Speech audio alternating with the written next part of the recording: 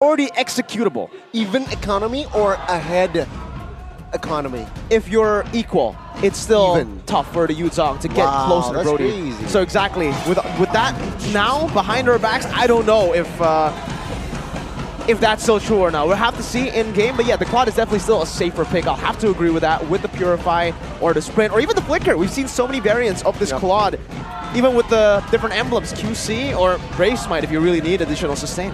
Good points for both Gani and Miracle, but as well, it also has that synergy with the Luoyu. We have seen the diversion, wave clear you can use with the BMI from the Claude. That could always give you that global map pressure to clear up the lanes and the waves, get the split push going. But the final two bans was Hayabusa and Arlet with a Baxia and a Kai. Now it's for Onic to pick up what seems like left off is a Roamer and an XP later for Lutpi. He will pick up the Ruby. This Ruby could still go both flexed for Onic. Technically both Ruby and Fredrin could still be flexed right now. You never know, maybe he'll pick up another assassin, a Lancelot. That's kind of tough to pull off here against the Yuzong Harith Angela. But hey, never say never when it's Onic, Yeb, Adi, and Kai. For Aura, I feel like they have rounded themselves up with quite a solid draft. You have the cover for the Harith, you have the Art Guard, you have a lockdown, the dive as well from the Yuzong, BDF and Furious Dive. Now for Aura, they want to conclude their draft with something strong. Roger? Maybe a strong jungler, or Roger could also work in the jungle, but it's going to be Yaoi's Cho, the Yaoi special. And last but not least, they will pick up for themselves a Martis. This will disable all the CC that is going to be pounded towards Gugun. Very different, right? Season 12, very popular and also an okay win rate here on this Martis, but the season very low. And there you go. Nolan Jungle, Fredrin EXP. Oh man, I'm a solid hater of the Fredrin XP, but it seems for Onic they somehow are able to make it work. A lot of these situations, they're able to just find the real way to make these compositions work. But with the Nolan this time, it's already quite different, right? You're pretty vulnerable to the Cho as well. Even technically the dive from the Yuzong and the Harith, when you go for these all-ins, there's so much sustain on Aura. It's going to be kind of tough for Nolan to choose who to target in these team fights. Technically, who are you really going to be assassinating here, right? Maybe the Angela, but the Angela will definitely be a bit further back. And if you take a look at the Aura counter index and lineup rating, it does favor them. So we'll see in the Land of Dawn if the execution can play a bigger part than the lineup rating. Can the Sky Kings strike twice and conclude this series, or will the red fiery dragons fight back and fly high? Back to the Land of Dawn we go for game number 2 of Aura Esports against Onic. Land of Dawn, here we go. Welcome with to the dragons and wings clipped. Will they be able to withstand the pressure from the Sky Kings? Let's see what will Gugun do on this Martis. Again, very, very rare this season to see a Martis in the jungle. Will he be able to pull it off? I speculate this would be a quite tough early game for Kyrie to play with the Nolan, especially you have the tanks up in the Yuzong and the Martis as well, just kind of like out damages you in the early game. Yeah. In the clear department as well though, the Nolan should still have an advantage. That's one of the strengths of this Nolan. Really, really fast clear. And let's take a look at the emblems here. So far, still very, very classic, but Kabuki, ooh, interesting choice here. Inspire and the Festival of Blood. Trying to out-sustain Onic, something that we were talking about. The Nolan is going to have a tough time, especially with the sustained Aura already have without the Festival of Blood on Kabuki. Now with the Festival of Blood, he's going to have a better time. And Gugun on this Martis. You're right, Gani. We haven't seen this pick a lot, and I think for Gugun especially, this is the first time in Season 13 that we see him on it. And it's on an Impure Rage, which is another interesting choice to go for. So I believe it does look like Gugun wants to go for a full utility build, a full tank build maybe. Maybe the most he can do with some damage would be a Fury Hammer, and then he will just play purely to be the sandbag and maybe to execute when Onic get low. For Onic though, Lutpi up top, under pressure for 3 members. Yaoi could get caught, but he's fine. Fine and dandy, because the kill pressure early on from Onic with the Ruby and Nolan is quite strong, especially that Nolan able to get level 4. They're eyeing towards this top lane. Sans is there to back them up. Turtle spawn, this could be the next menu for both teams as they march their way towards the turtle pit. Here's a future problem thought, right, for Aura. Do you think that this composition has enough wave clear here? I don't see, apart from Harris, but let's see here in mid-push, Yawi will be forced to use the flicker early. Now, Gugun will find the first neutral objective. Good Petrify will force Lupin to use the flicker, but Keyboy will be caught in the first blood. This time, Aura will find the first blood. First blood for Gugun, and they get the turtle as well. So that's a net win for Aura to try to take charge and control of this early game. Does seem like Aura are trying to fight fire with fire. A big problem in their comp would be, yes, that wave clear, but you won't need wave clear if you're winning in the early game and snowballing, if you're the ones being proactive on the map. That was what they were lacking in game number 1, and at this point, they're just trying to beat Onic at that game of the early game snowball. Onic, on the other hand, has taken a step back from the Brody, from that snowballing composition to now a bit of a safer comp with that late game insurance on the Claude. So for Onic, it's a bit more of, let's wait for that mid game, for that power spike to hit on our Claude, and then we will take the fights. In the early game, we won't commit as much, and that's why we saw an instant disengage from Onic. Only one member picked off, and the rest acted on it. Just gave Keyboy up for the sacrifice. This composition does kind of like, looks to excel and snowball in the early to mid game later on. So yeah, the wave clear might not be as relevant because you have every potential lead. Oh, Keyboy is able to dodge Yawi. A little taunt there, but all is good. They're trying to contest this purple buff in the hands of Aura.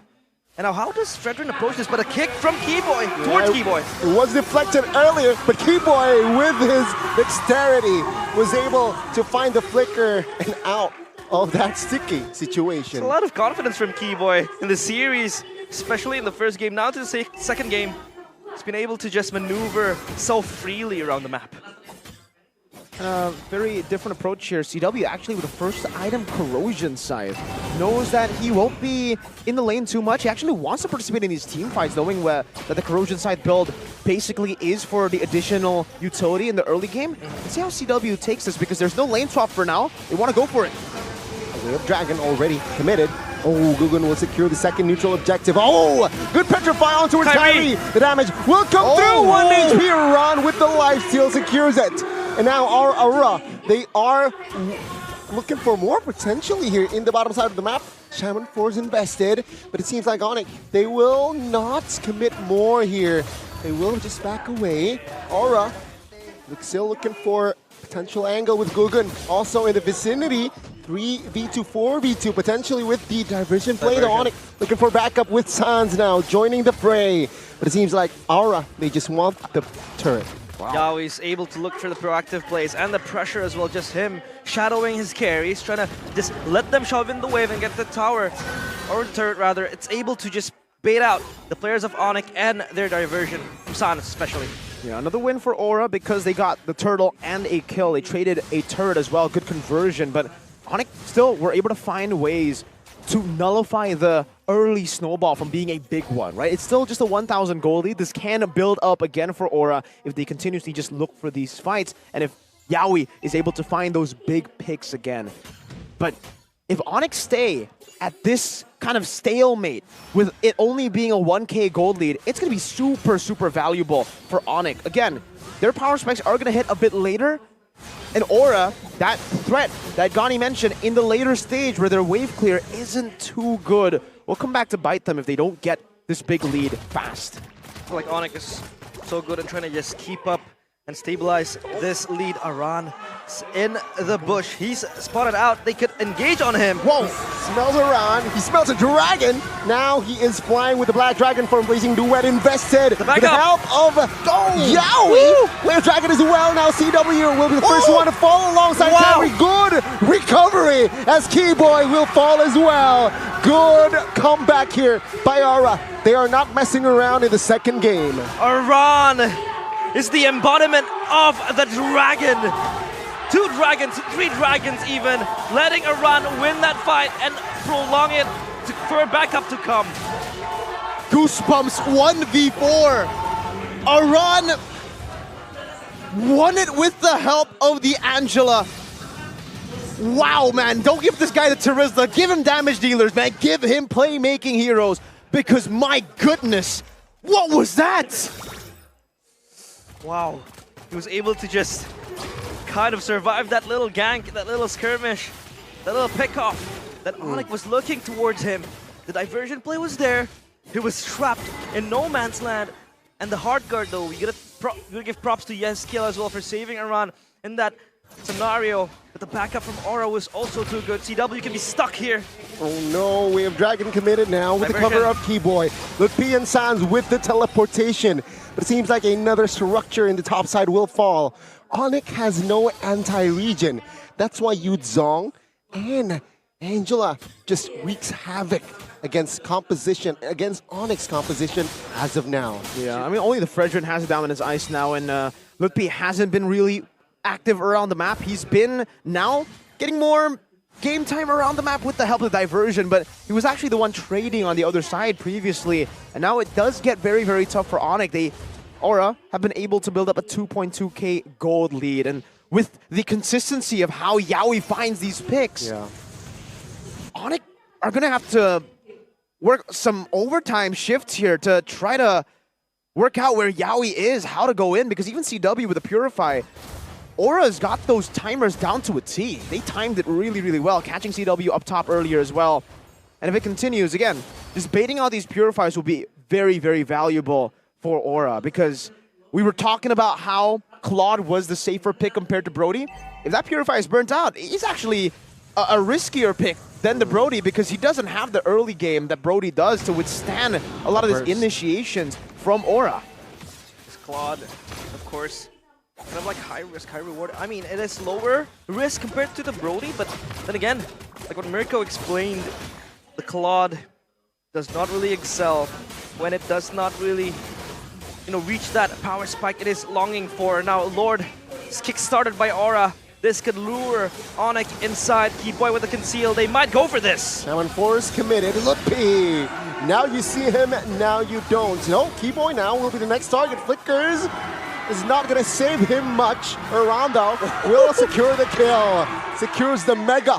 7-0 for Aura this game. Such a crazy series. Deja vu. It's like the first game, but this time the tables have turned. It's Aura in the driver's seat and Aran taking charge. 7 kills, and he has 4 kills to his name. 4-0-3, and Keyboy can't really soak in any damage. He already has a Dreadnought armor, but that's definitely not enough. Not now, at least.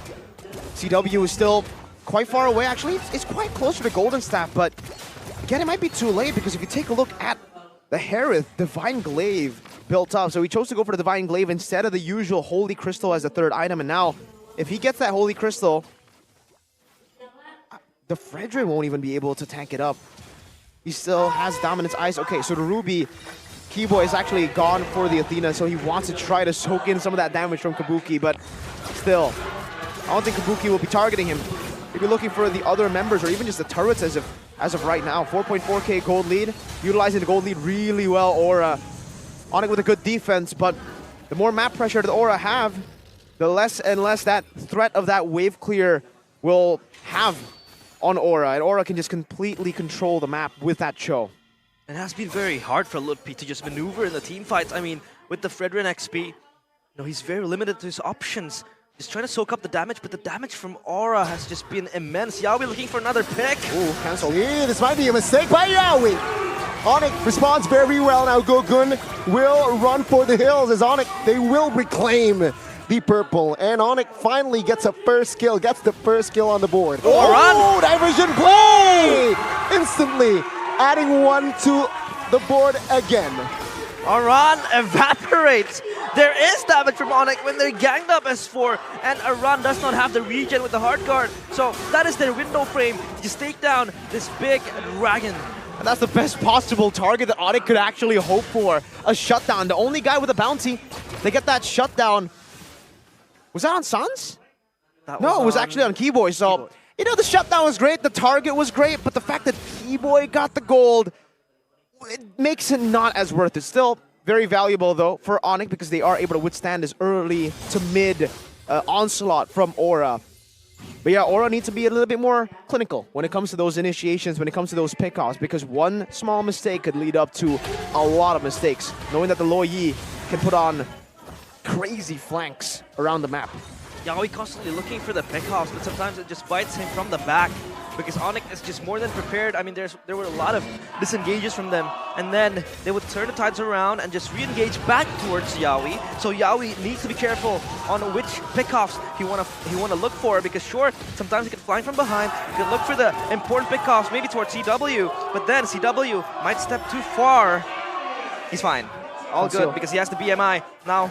Of course, towards the Lord they go. This could be another brawl for the Lord.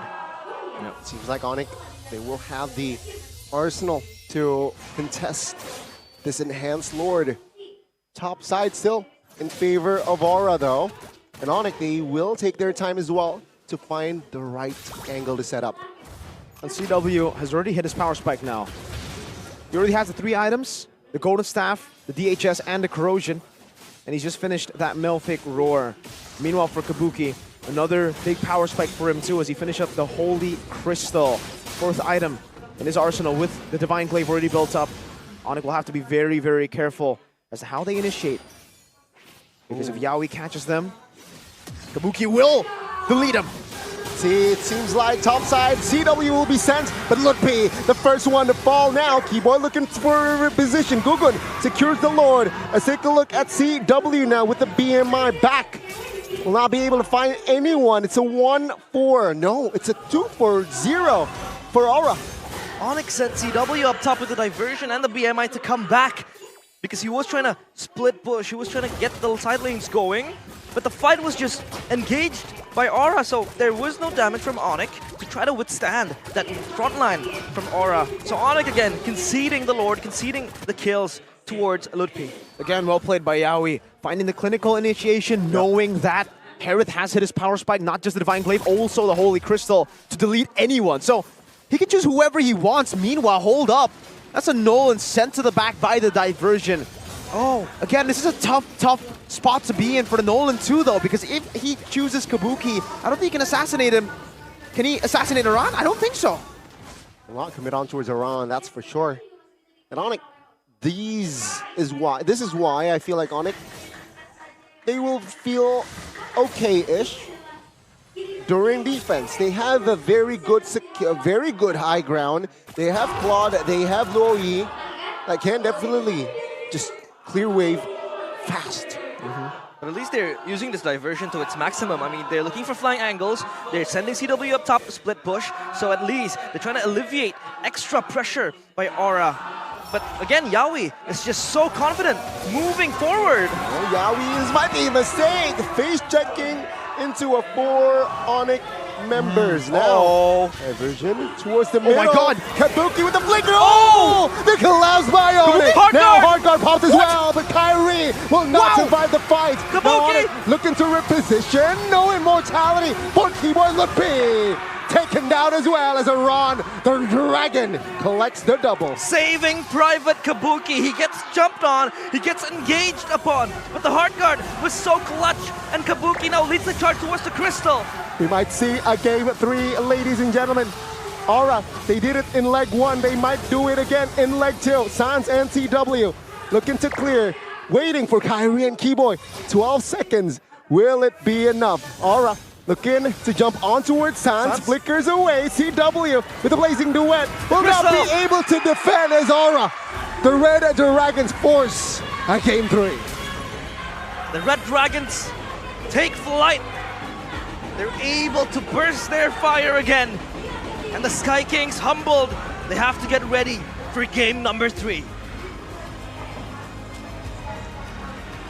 What a performance by Aura in Game 2. It was a statement by Onic in Game 1, and the Dragons have recovered.